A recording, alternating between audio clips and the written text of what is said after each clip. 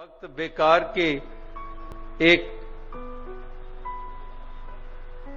शब्दों में नहीं पड़ा रहता है। ये एक बोल भी बोलता है तो बहुत सोच समझकर बोलता है। एक बोल भी इसके बड़े कीमती होते हैं। ये अपनी वाणी को एक निंदा बखीली में नहीं लगाता है। निंदा भली किसी की नाई मनमुख मुगद करन कि निंदा किसी की भी भली नहीं है। यहां तक कह दिया कि मुंह काले तिना निंदका नरके घोर पवन, कि निंदा भली किसी की नाही। आपस को ना सराइए पर निंदे नहीं कोई। आपस को ना सराइए। और अक्सर यही होता है, अपने गुणों के बस पुल बांधते रहेंगे।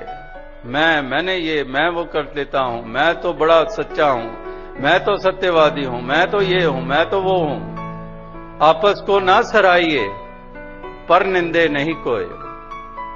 अपनी वाणी को दूसरे की निंदा में मत लगाते रहो।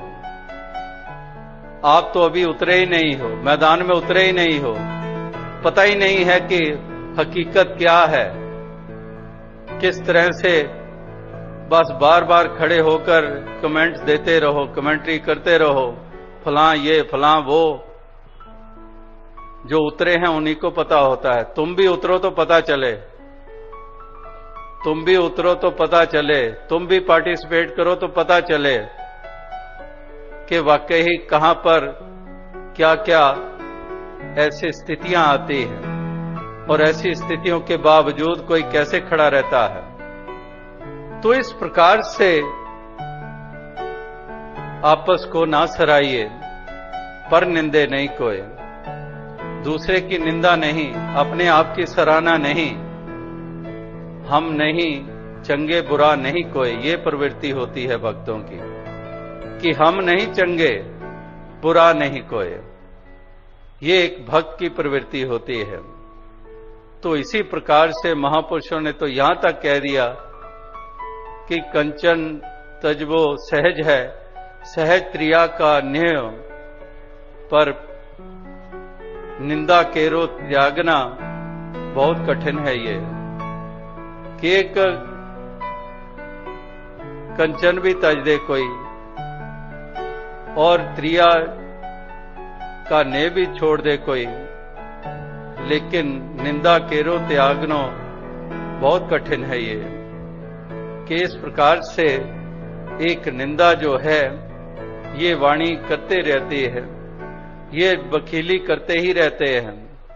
लेकिन भक्त की जुबान पे स्तुति होती है, ये स्तुति करता है, निराकार के गुणगान करता है, भक्तों के गुण गाता है और अपने लिए प्रार्थना करता है कि दातार कृपा करो कि मैं हमेशा गुणों का ही ग्राहक बनूं, मैं गुणों को ही देखूं और गुणों ही अपनाता चला जाऊं। मैं कभी भी दूसरे को नीचा करके ना आंकूं। मैं इसी प्रकार से अपने आप को तेरे एहसास के साथ इस जीवन के सफर को चलाता रहूं।